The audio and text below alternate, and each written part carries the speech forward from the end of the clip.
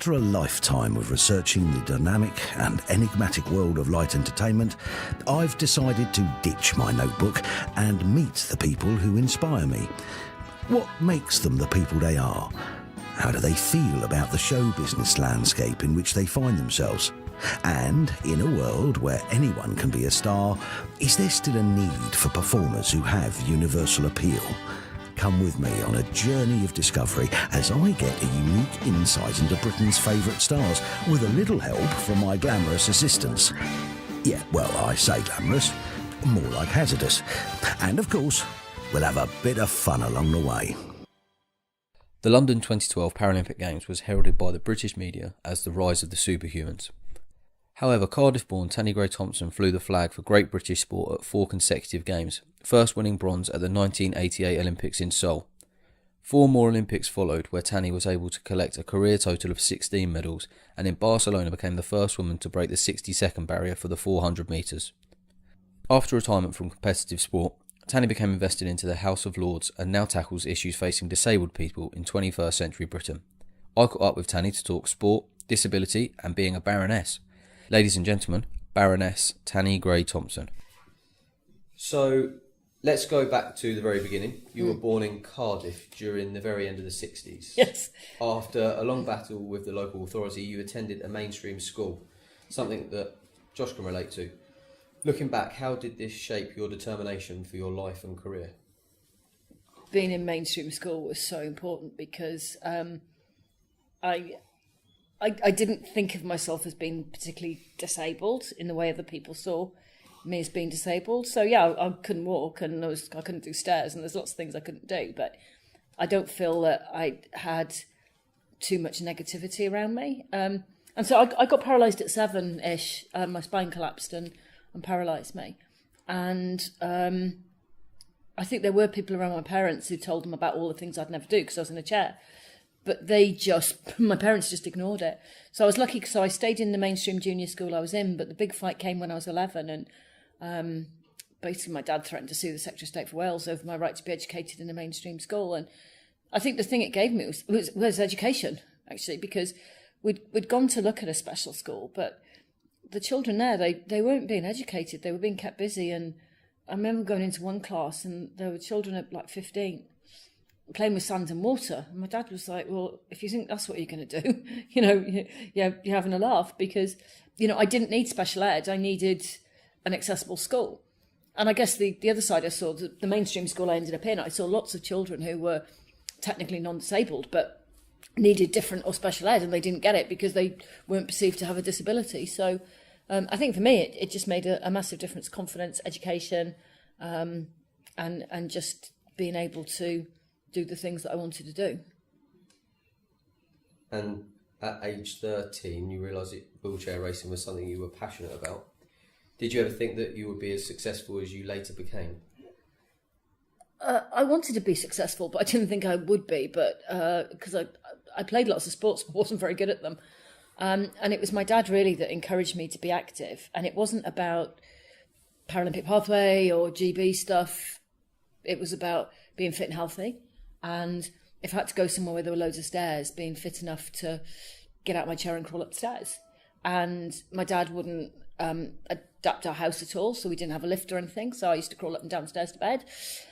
And that was sort of good. So it was only after a couple of years of competing and playing lots of other sports that I thought that, I was making improvements and I was going quicker and I was beating other people. And I kind of started to realise that I might be able to make the GB team. But I always put a lot of pressure on myself, always wanted to win and be really good. But I kind of, about the first 5 years I competed, I didn't win anything because the best girl in Britain went to my school. It's really annoying. And so it taught me ways to go off and find a club and a coach and find ways to be better. So I think in the long term, not having success early on was really good for me because it meant I had to go and work hard. And those skills then helped when I made a big jump when I was 17. And those skills made the difference. And I think if, I hadn't have been a successful athlete, then I still would have, I'm physically active now and I don't really get in my racing chair too much because it's just hard. But, I still do lots of other things because I think being active is it was important for everybody, but I think, if you're disabled, to be able to transfer, get in and out the car, pick my chair up, it's really important that I can do as many of those things as I can. So 1988, that was the setting for your first bronze medal in Seoul. The Paralympics in those days probably weren't as profiled as they are today, but how do you think your success helped Paralympic sport to gain exposure? Seoul was an amazing Games because it was the first time they'd come back to having been in the same city as the Olympics, and we kind of joked because they sort of had, it was like Rent a Crowd. They had different local church groups and community groups coming in every day, and one day they'd be supporting Germany, next day they'd be supporting us. So you never knew quite who they were going to be supporting. But the atmosphere was amazing. It was full stadiums, and they'd actually built a different village for the teams because they didn't think that if disabled people had been known to live in the Olympic Village, that people would buy the flats and apartments afterwards. So they built a separate village. So they had lifts, but they had ramps down the outside of the building. So you used to go up in the lift and down the ramp.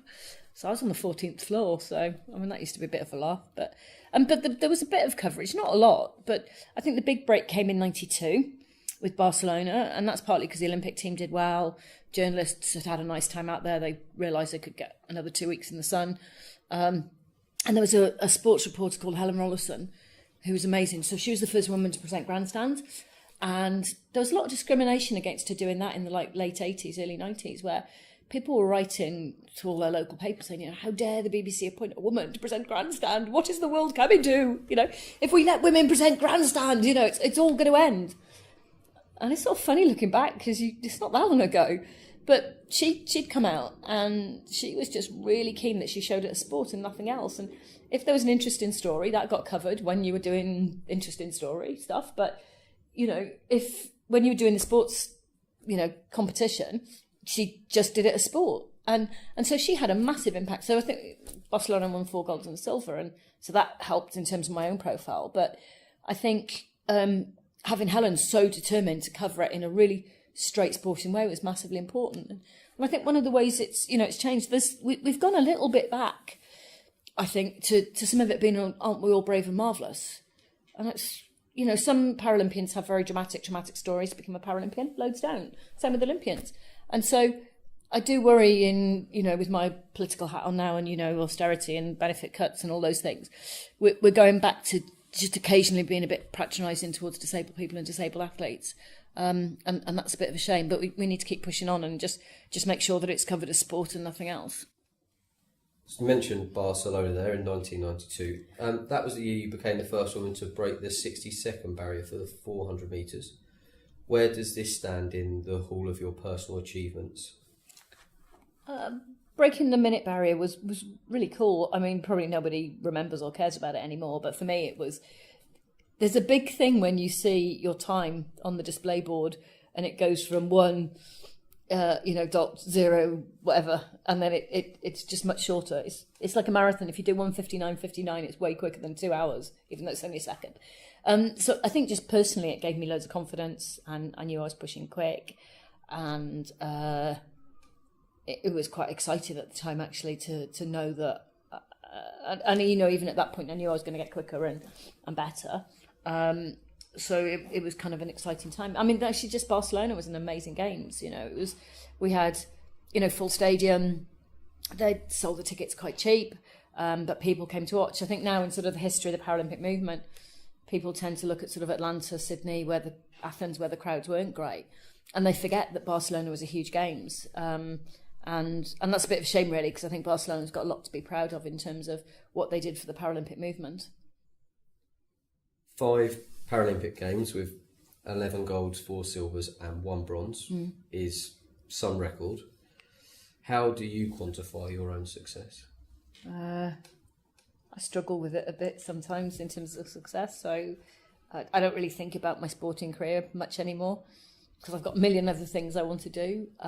It's nice because it gave me a platform and it's given me the opportunity to do lots and lots of other things, but ultimately sport is a little bit frivolous. It's just it's a huge privilege to compete for GB, and I'm really proud of the team around me and what I was able to do, but I think the stuff I do now is more important. But I I don't know, it gave me the platform to do the stuff that I do now.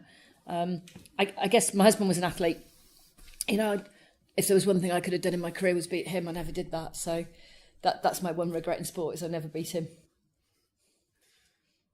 And retiring from competitive sport, I imagine, is an extremely difficult decision to make.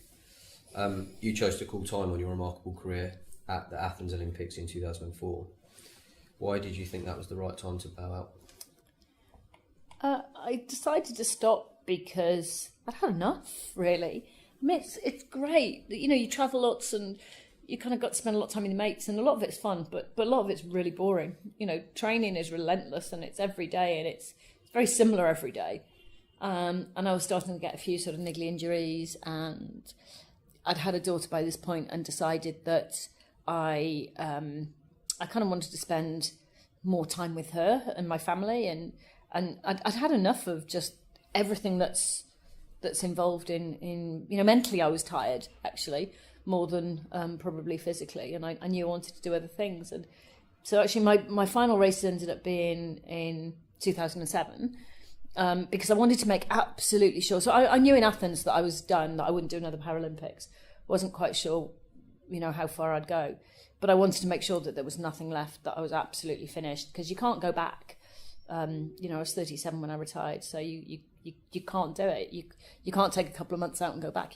I had to just know that I was calling time at the right point, and it was good. I mean, I don't regret it, because I don't think I don't have any regrets about my career. You know, there's more races I'd like to have won, but you know, I gave it the best shot I could while I was competing. So I think that also was useful in helping me find peace and move on and find other things to do in my life, because my sporting career was finished. And in 2010, you became invested into the House of Lords, and you took up your official title as Baroness Grey-Thomson of Eaglescliffe in the county of Durham. Since then, you've become a tireless campaigner for disability rights. Two questions, really. Firstly, how does it feel to be a Baroness? And secondly, how significant is your role in bringing about equality into 21st century Britain? Being a Baroness it's so hard to describe it. So, you know, kind of sitting in my office, overlooking the back of Westminster Abbey. I mean, it's beautiful. At night time, when you're sitting looking for inspiration, you know, you look at the lights and stuff, and it's a pretty cool place to be. But then there's also a weight of responsibility that comes with that. So I was always interested in disability rights and equality. And, you know, my dad told me when I was about 21 that he thought one day I should end up here. And I sort of laughed at him, I think. And I had a really lucky upbringing in terms of, you know, my parents were educated, they understood how education system worked. They fought for me not to experience discrimination. And I remember Dad saying to me, you know, you're lucky, you know, really. And I was like, I know I am. And he was like, you know, you need to kind of make sure that, or try to make sure that other people get some of the chances and opportunities that you've had. So that was always sort of in the back of my mind, really. And when I was competing, I think it's really difficult to have a very public view on disability rights, because it's actually, you know, a lot of people don't like athletes having a view on anything. They just want you to be good at sport. So for me, I kind of knew I had to get my career done, and then this would be the second part of my career, really. And also, I didn't meet a lot of disability rights campaigners. So I remember the first article I read by Jane Campbell, who sits in the House of Lords as well, and about the social model. And suddenly it was like, wow, it's not me then. You know, and these things all just dropped into place at different points. And, you know, the social model was this light bulb moment for me, where it was like, okay, people, you know, if there were no steps, if the Daleks land and, you know, I'm made queen of the universe, suddenly everything's okay. Well, for me, you know, and so I had these moments. And so I kind of had to sort of be grown up and get to a point where I was done with athletics to move into what I do now. And it's hard, and, you know, because austerity and, you know, cutting budgets, and sometimes the privilege about being in the Lords is the chamber listens to what you say. They absolutely listen. They don't always agree with you. So I think it's easy to forget, actually, that being listened to is a start. And, you know, I've won some votes, I've lost some votes. What you have to do, where sport is useful, it teaches you to have resilience and keep going and keep having another go and finding a different way to have a go. I guess that's what sport's given me in terms of being here is having some of that resilience. But it can be really exciting in the chamber. And, you know, sometimes you can absolutely cut the atmosphere with a knife. You can just feel the tension in the chamber. Other times when you've been in for 12 hours and it's 2 o'clock in the morning and you're debating whether and or should be in a sentence, it's less exciting. But I try just to use the time that I've got here to either change legislation or shift opinion or just get people to listen. Because reality is, you know, life for disabled people, a lot of disabled people is still really hard. It's hard to get into education, to physical activity. People are patronised, they're talked down to, you know, public transport, taxis, you know, it's just this list. There are a lot of things that are better, but we're way off genuine integration and inclusion. And, you know, I kind of want to bring about that change. You know, what I'd love to do is go into a restaurant with my daughter and they speak to me, not her. You know, so the stuff like that happens. She's 15. And, you know, we went out for dinner the other night and I went in and said, oh, table for 3, booked it, Thompson. And they spoke to her and you go, hello, I'm here. She's great because she's this little rebel. And, you know, she's kind of quite a cool disability rights campaigner in her own way. So she just said, I'm 15, I'm not allowed choice. And you need to speak to my mum. So she's just like that. So I think we've kind of sort of, you know, she gets a lot of pressure because I'm disabled, because people treat her differently. So, you know, I kind of don't want other disabled parents to have to deal with that kind of thing, because that's just not fair. If you could educate people on just one thing about disability, what would it be? That's a really hard question. It's just about, you know, understanding, you know, not just assuming that because you're a wheelchair user or whatever impairment is, there's all these things that you can't do. And it's probably the biggest bugbear I have is the day-to-day low-level discrimination. Because, you know, if someone very obviously discriminates against me, you can report it, you know, I don't know, to the organisation that person works for, or, you know, hate crime, you know, can be reported to the police. Actually, there's not enough understanding about disability hate crime. That's something that I think we need to do a lot more on. But it's just the day-to-day low-level stuff that is tiring and frustrating. So, you know, you go into a shop and someone says, now put your money back in your purse so you don't lose it. And I was going to throw it on the floor. Oh, what do you think I was going to do? You know, just that low-level stuff. You know, turning up at a train station and I rarely book assistance because I've got time. And it's like, have you booked? Well, like, you know I haven't booked because I come through this train station about 4 times a week and I haven't booked in the 5 years I've been coming through, so I'm not going to do it now. And it's that kind of stuff that I think if we fix that, it means, and there's not one way to fix it, it means there's a load of stuff that's in place that actually disabled people have a better chance of being genuinely included. I wish I could give you a straight answer about the one thing that needs fixing, but sadly it's just, it's lots and lots of stuff. If, you know, I got just treated the same as my sister, and then that would be not a bad place to be. As a disabled person myself, I constantly feel the need to change others' perception of me in order to get them to treat me like everyone else. How do you think high-profile disabled people like yourself can help to raise the awareness that disabled people can function in a mainstream world?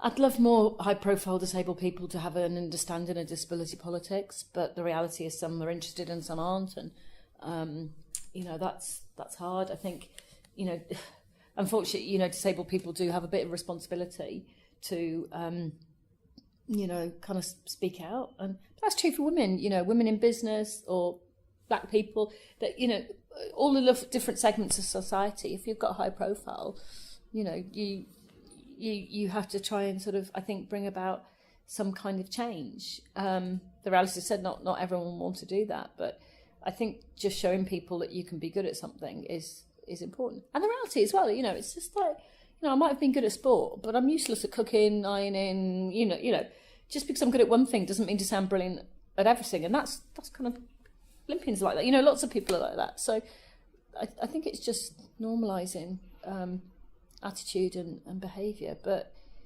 the difficult bit, I think, around being a Paralympian is because it's this snapshot in time, and there's an assumption that because one disabled person can do that, then every disabled person can do that. You know, we don't look at an Olympian and go, just because this person can run a 5K in this time, that everyone should do it. So that's, again, about the lack of understanding about disability. Or, you know, not every disabled person wants to be a Paralympian. You know, I've got a lot of friends who are disabled who hate sport. But the assumption is because they're a mate of mine or they're disabled, they should be an athlete. So that's some of the cultural change that we need as well. But we need just more disabled people in public life. You know, actually the House of Lords has got quite a few disabled people. There's a couple in the Commons. But, you know, we need disabled people high up in the civil service, the police, the army. You know, we need more disabled people on TV. You know, we need more different disabled people. You know, if you look at TV series from the States, quite often there will be not necessarily a main character who's disabled, but there will be somebody who pushes through the background or somebody who walks with crutch. And TV programmes, you know, EastEnders have done it, Emmerdale's done it. There's others that have done it, you know, but we need to just have better representation, which we don't have at the moment. And having a, you know, in something like soap, it's not having a disabled character where either the stereotypical thing is they're evil, you know, James Bond, or most of the villains are disabled in some way, or, you know, or the whole story being about their disability and impairment, because that's not real life either, you know. My disability plays such a small part in my daily life that it's not making a big thing of that, you know. So, yeah, we just need more disabled people being seen. You know? But that's where it's changed. You know, when I was a kid, disabled people were locked away in institutions, and you didn't see disabled people out anywhere. So at least now you see more disabled people, which is good. Everyone's different. Yeah. They are, and you know. I always think, my sister's 2 years older than me, you look at like her together, you know, she's not disabled outwardly, she's got a few problems with her hips and things, but people would always think that I'd be the difficult one to integrate into sport, where actually it's the other way around. Or, you know, people make these snap decisions about what someone looks like, or how they dress, or how they speak, yeah, that's just, I think if you're disabled as well, then that just is another layer. I mean, sometimes genuinely people don't know what to say. I mean, you know, they have a bit of a panic, and, you know, but, you know, this is not, you know, the 1940s where we just don't see disabled people out and about anymore. Or they pull reference to someone that they also know that's in a wheelchair, or... Yeah, I know what it's like being in a wheelchair because I broke my foot once. Right, okay, well, yeah, you have a bit of an understanding, but no, you don't really. Or, yeah, things like that. And it's like... yeah, or, you know, it's like, oh, I'm slightly more tolerant of this, but like, can you get done for drunk driving in that? No. You know, do you need a license? No. And I suppose it's embarrassment. It's all sorts of things, but, you know, it's not things I'd ever dream of saying to anyone else. So there's a little bit, you know, you have to have sort of fairly big shoulders, but some of it is, I mean, last year I was in Canary Wharf and this woman asked me, did I need a hand? And I basically had a rucksack on the back of my chair, one on my shoulders, a bag on my knee, and I was talking on my phone to my husband. So I was struggling pushing. I was fine. And she said, do you want a hand? I said, no, I'm fine, thank you. So she went, oh, right, where do you want to go? And no, I'm fine. And she started pushing me anyway. So I then had to pretend to go into this building, which I didn't want to go into, to get rid of her. And then the security guard in there thought I was completely mad because I kind of went in, sort of saw she'd gone and went. And it's stuff like that, you know. Actually, listen to what I'm saying, you know, listen to my... Actually, sometimes I do need help, you know. The nearest train station to where I live has got a massively steep ramp, which is quite hard for me to get up. And sometimes it makes a massive difference if someone can carry my bag for me. Brilliant. But, you know, don't help me when I don't want it. Because, you know, I just can't imagine doing that to somebody in a different situation. Yeah. You just push somebody into a shop. No, maybe I should try it, actually. That'd be quite fun. You just go really close behind them and just keep them in so they can't tell. Yeah, let me take you in. Yeah, maybe I need to be a bit patronising back at times. Looking back on your career, what would you say your proudest achievement is? My proudest achievement, if it's one race, it's winning the 100 in Athens, which was my weakest event, and I'd had a kind of a few ups and downs going into Athens, so that was probably one of my most technically perfect races I've ever done. In politics, it's hard to know, because sometimes you win a vote but it gets overturned when it goes back to the Commons, so you haven't really got anything. Or I think what I kind of hope it would be is actually, which is not in any way measurable, is just trying to change people's attitudes and get people to think differently about at least some types of impairments. But I suppose you kind of always hope that my biggest achievement's still to come. It would be around just sort of integration. Just what I sit on the board of Transport for London, and what I've said about disabled people. I want disabled people to have the same miserable experience of commuting as everybody else. And the then commissioner kind of looked at me slightly shocked and then laughed, and he got it straight away, which is, I want disabled people to be able to use all forms of public transport, be in work, go shopping, be in education, just be part of society. So if we can shift that a little bit, quite a lot, that would be a good thing to do. And what's next for Baroness Tany Grey-Thomson? What next? Well, we've got a lot of legislation coming towards us. Brexit, that will be a gift that keeps giving. I mean, whatever your sort of political standpoint on that, I voted to remain because actually a lot of disability rights legislation and the pressure to have disability rights legislation came from Europe. Our legislation's fine. I don't think it's strong enough. So I think there's a lot we have to do around making sure disabled people are protected and looked after. I don't doubt there'll be some form of welfare reform bill. You look at what's happening with personal independence payments, work capability assessment. They're in pretty poor shape. So I think there's welfare's a never-ending piece of work in terms of making life better. I don't want people claiming thousands of pounds of benefit if they're not entitled to it, but also I absolutely don't want people living in poverty and struggling, and disabled people being almost institutionalised again because they haven't got the right support to get out and about.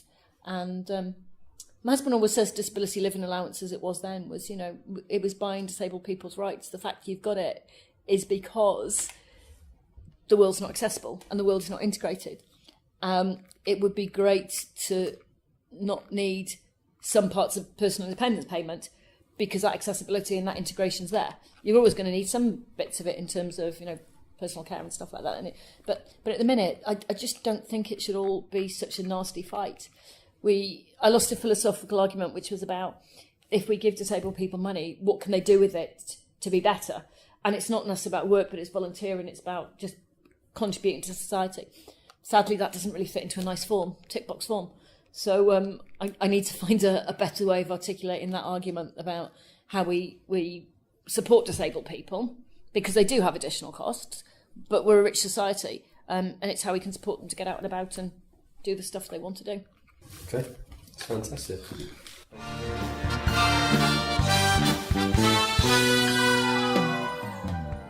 A big thank you to our guest for being the subject of another Beyond the Title interview. If you like this, why not browse the website and see if there's anything else that takes your fancy. Don't forget to like our Facebook page to receive updates of forthcoming interviews and to see more information about me and what I do. Thanks again, and hopefully see you next time for another Beyond the Title interview.